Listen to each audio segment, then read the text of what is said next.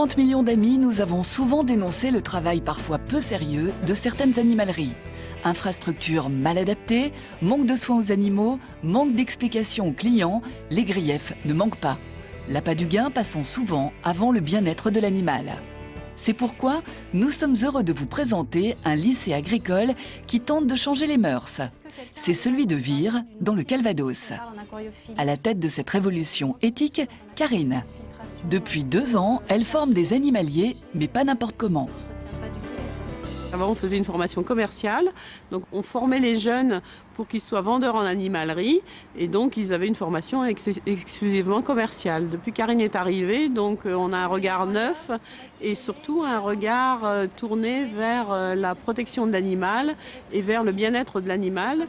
Elle va en plus leur donner des conseils sur la façon de s'occuper des animaux, et elle va surtout dissuader un certain nombre de gens d'acheter des animaux dont ils ne seront pas capables de s'occuper plus tard, et donc d'éviter des abandons et des maltraitances. Karine s'appuie sur son expérience personnelle. Pendant 10 ans, elle fut vendeuse en animalerie. Elle connaît donc forcément certaines dérives. J'ai une idée assez arrêtée par rapport à l'animalerie. J'ai entendu tellement de choses, puis j'ai vu aussi des choses que j'ai pas trouvées normales, ou des mentalités que je trouve pas normales. Et c'est vrai que j'essaie par rapport à mes élèves, de faire changer les choses. C'est-à-dire que j'ai dans l'idée qu'une animalerie peut fonctionner à long terme avec la confiance. Si les gens ont confiance en vous, les clients ont confiance en vous, ils reviendront. C'est du vivant, on vend du sentimental, on vend vraiment un être vivant. Son idée, mettre au cœur des préoccupations l'animal. Et au cœur de la classe, une animalerie pédagogique. C'est surtout donc vraiment le côté près des animaux, côté observation qui est très important pour moi.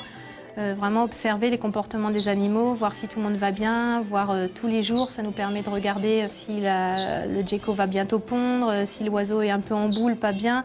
Donc des fois, au bout d'une journée ou deux, ou si vous n'êtes pas présent, ou si vous n'avez pas pu observer un symptôme d'agressivité ou que ce soit, vous pouvez très bien avoir des problèmes par la suite de mortalité, par exemple.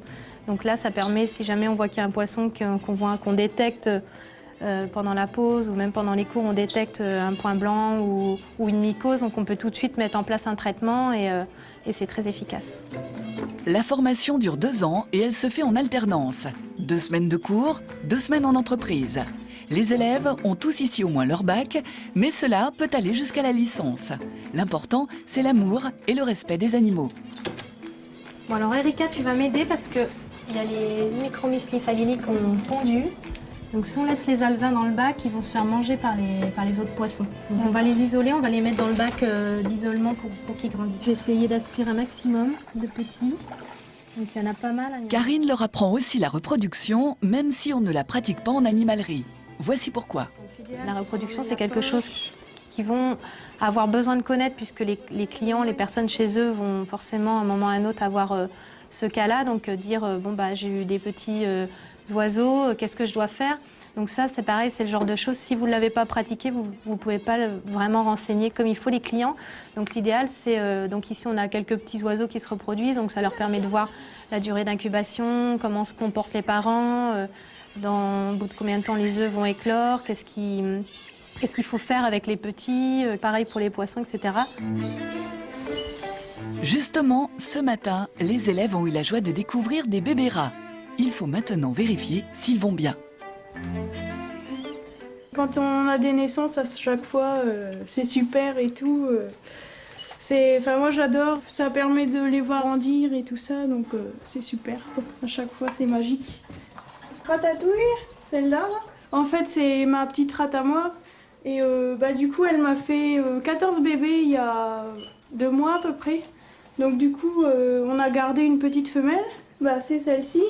Et c'est la maman d'aujourd'hui, donc je suis arrière-grand-mère aujourd'hui, quoi. Donc je suis contente. D'avoir des animaux, ça nous permet d'apprendre en même temps les règles d'hygiène. Et puis je vois même avec les poissons, tout ça, on apprend certaines choses qu'on n'apprend pas forcément aussitôt en entreprise. Ah ouais, ça va. En plein nettoyage, t'as mis du produit? Ouais. Qu'est-ce que t'as mis comme produit? La javel. La javel. Donc pense à bien rincer après, hein, parce que pour les petits, c'est important. Ouais.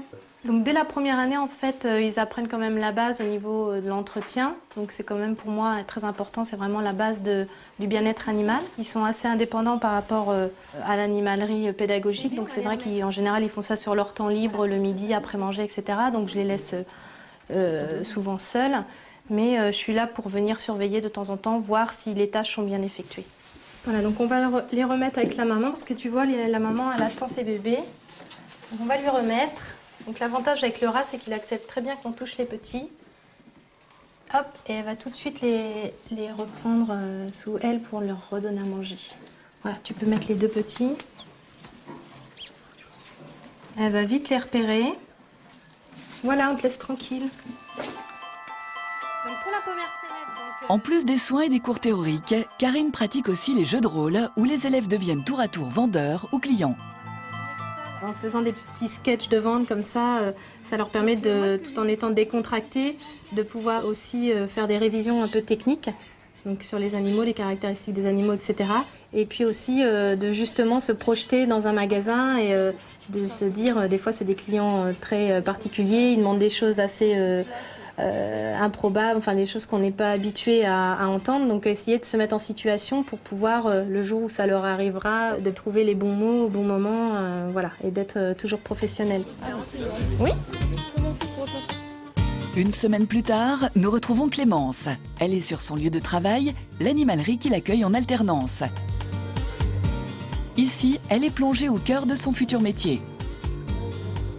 De voir vraiment des vrais clients, c'est vrai que ça, mon savoir, j'aime bien, quand ils me posent des questions, j'aime bien tout dire, parce que c'est vraiment transmettre ma passion.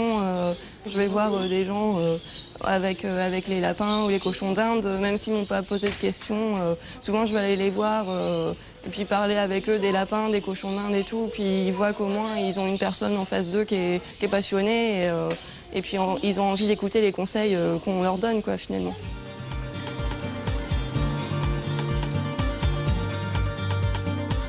Francis est le directeur du magasin. Il est lui aussi satisfait que les mœurs changent un peu dans les animaleries.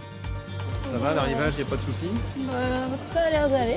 Ils sont là pour conseiller le client avant tout, de toute façon. On ne peut pas vendre d'animaux sans avoir conseillé le client. Ça, c'est impossible. C'est vraiment la base de leur métier. L'animalerie idéale de Clémence, un lieu adapté aux animaux et où l'on prendrait grand soin de nos 30 millions d'amis. Le mieux serait bien sûr de le créer. Ce jour est peut-être proche.